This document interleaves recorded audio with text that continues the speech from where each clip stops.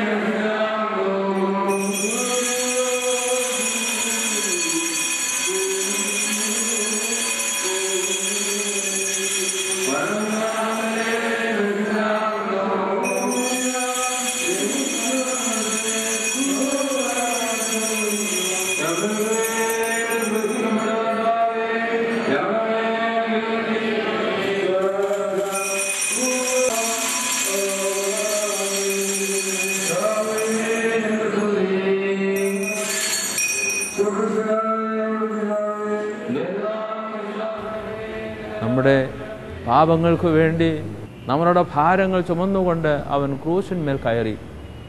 അവൻ്റെ അടിപ്പിണരുകളാൽ നമുക്ക് സൗഖ്യം ലഭിച്ചിരിക്കുന്നുവെന്ന് പരിശുദ്ധനായ പത്രോസ് ലീഹ പറയുന്ന വചനം നമുക്ക് ഈ അവസരം ഉപസംഹാരമായി നമുക്ക് നമ്മുടെ മനസ്സിൽ കുറിക്കാം.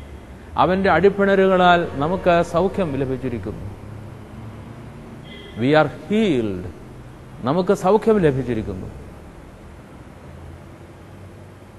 ദുഃഖത്തിൽ വ്രണപ്പെട്ടുപോയ ഹൃദയത്തിൽ കർത്താവിൻ്റെ ആ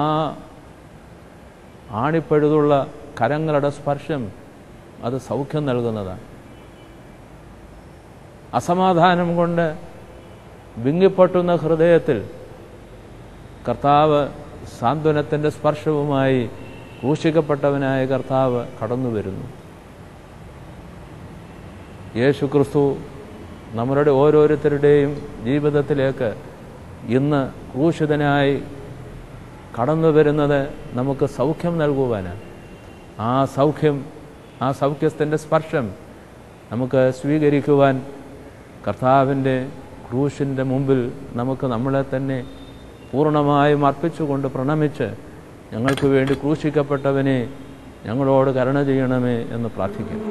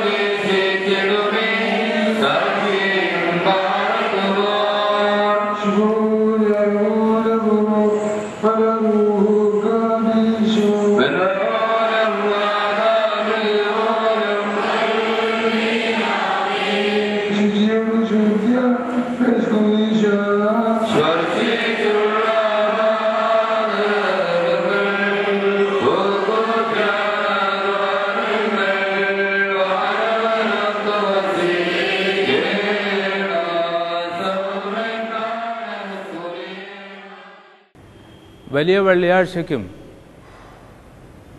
ഉയർപ്പ് ഞായറാഴ്ചയ്ക്കും ഇടയ്ക്ക് വരുന്ന ശനിയാഴ്ചയെ നമ്മൾ പൊതുവായി ദുഃഖ ശനിയാഴ്ച എന്ന് പറയുമെങ്കിലും അത് അറിയിപ്പിൻ്റെ ശനിയാഴ്ചയാണ്. കർത്താവ് ക്രൂശിന്മേൽ മരിച്ചു, കബറടക്കപ്പെട്ടു. വിശുദ്ധ പത്രോസിൻ്റെ 1-ാം ലേഖനം 3-4 അധ്യായങ്ങളിൽ വളരെ സുപ്രധാനമായ ഒരു വിവരം അദ്ദേഹം നമുക്ക് നൽകുന്നുണ്ട്. ക്രൂശിക്കപ്പെട്ടവനായ യേശുക്രിസ്തു കബറടക്കപ്പെട്ട ശേഷം മരിച്ചവരുടെ ഇടത്തേക്ക് ഇറങ്ങുന്നു, അവരോട് സുവിശേഷം അറിയിക്കുന്നു, അവരെയും കൂടെ വീണ്ടെടുപ്പിൻ്റെ അനുഭവത്തിലേക്ക് കൊണ്ടുവരുന്നു. സുവിശേഷത്തെ അങ്ങനെ മരിച്ചവരുടെ ഇടയിലേക്ക് കർത്താവ് തന്നെ ഇറങ്ങി അറിയിക്കുന്നു. അതിൻ്റെ ലക്ഷ്യമായിട്ടാണ് അതിനെ അറിയിപ്പിൻ്റെ ശനിയാഴ്ച എന്ന് നാം പേര് കൊടുത്തിരിക്കുന്നത്.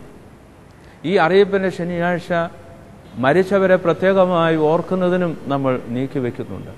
നമ്മളുടെ എല്ലാ ആരാധനകളിലും എല്ലാ പ്രാർത്ഥനകളും അവസാനിപ്പിക്കുമ്പോൾ, പ്രത്യേകിച്ച് വിശുദ്ധ കുർബാനയിലെ എല്ലാ പ്രാർത്ഥനകളും അവസാനിക്കുന്നത് ഞങ്ങളും അവരും നിനക്കും നിന്റെ ഏകപുത്രനും പരിശുദ്ധാത്മാവിനും സ്തുതിയും സ്തോത്രവും സദാ കരേറ്റുവാനായി തന്നെ എന്നാണല്ലോ. ഞങ്ങളും അവരും,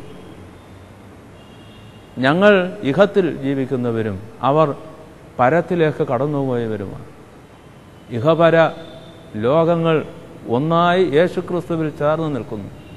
യേശുക്രിസ്തുവിൻ്റെ ക്രൂശ് അവൻ്റെ കൈകൾ വിരിച്ച് ഇഹത്തിലുള്ളവരെയും പരത്തിലേക്ക് കടന്നുപോയവരെയും സമാശ്ലേഷിച്ചുകൊണ്ട് ആ രക്ഷയുടെ അനുഭവത്തിൽ നമ്മളെ കൂട്ടിച്ചേർക്കുന്നു. എത്ര അർത്ഥപൂർണമായ ഒരു അനുഷ്ഠാനമാണ് ഈ അറിയിപ്പിൻ്റെ ശനിയാഴ്ചയുടേത് എന്ന് നാം ഈ അവസരം ചിന്തിക്കുന്നത് സമുചിതമായിരിക്കും.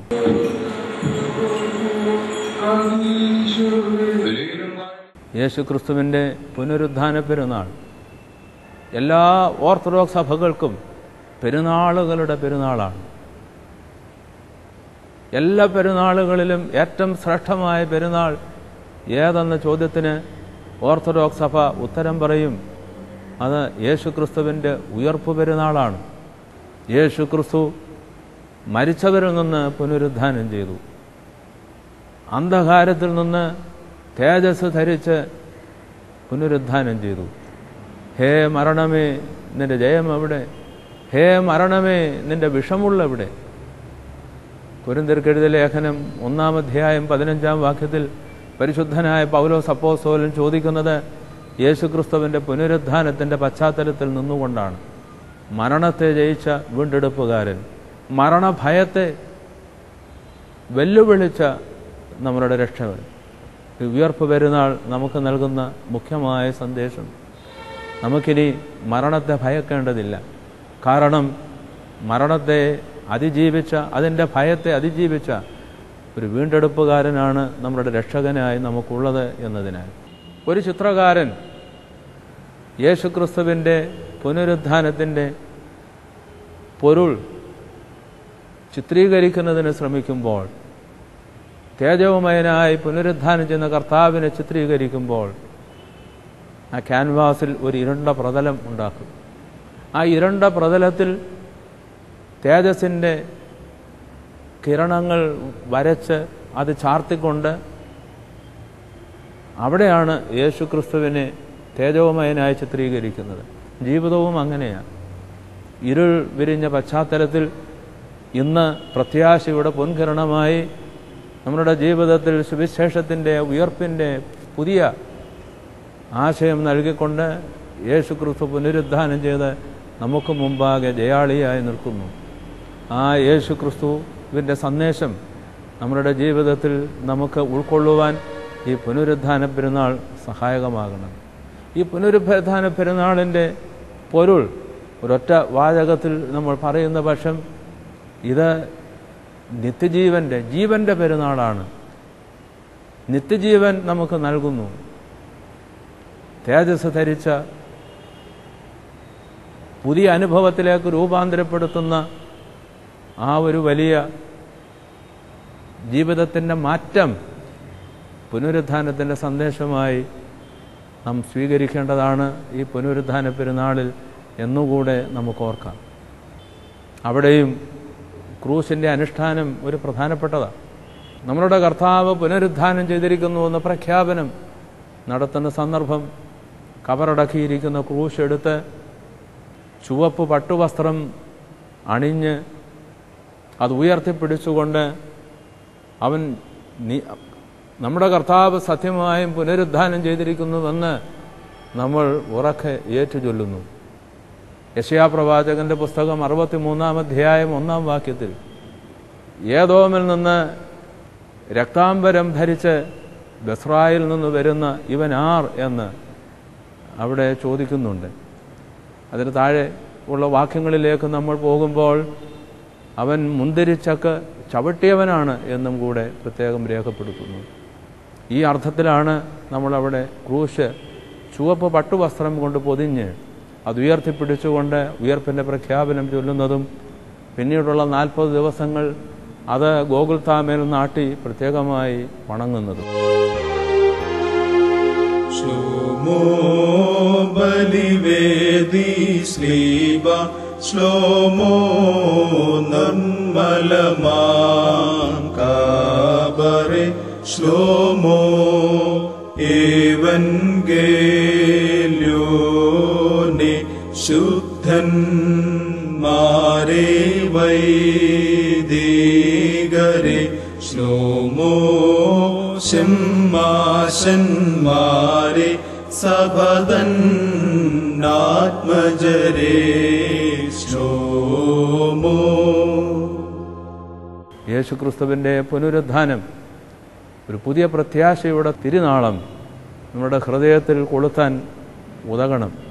നമ്മളുടെ ഭവനങ്ങളിൽ പ്രത്യാശയുടെ ഒരു പൊൻകിരണം വിതറുവാൻ യേശുക്രിസ്തുവിൻ്റെ തേജസ് പുനരുദ്ധാനം നമുക്ക് സഹായകമാവണം.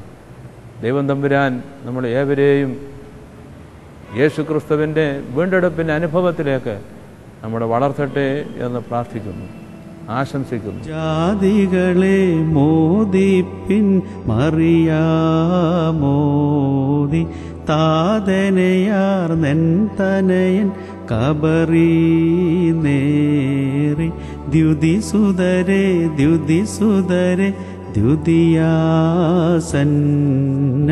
പാലൊളിയാം പകലിതിനെ സ്തോത്രം ചെയ്വിൻ മഷിഹായ പൊൻപുലരി സ്തോത്രം സ്തോത്രം സ്തോത്രം തേ താതവിശുദ്ധാത്മാവിനും. ആകാശവും ഭൂമിയും സൃഷ്ടിച്ച കർത്താവിനാൽ നിങ്ങളെല്ലാവരും അനുഗ്രഹീതരാകുന്നു. ഈ പരിശുദ്ധാത്മ ശുശ്രൂഷയിൽ ഞങ്ങളോടുകൂടെ വന്ന് സംബന്ധിച്ച നിങ്ങളെല്ലാവരെയും ദൈവം തമ്പുരാൻ വാഴ്ത്തി അനുഗ്രഹിക്കട്ടെ.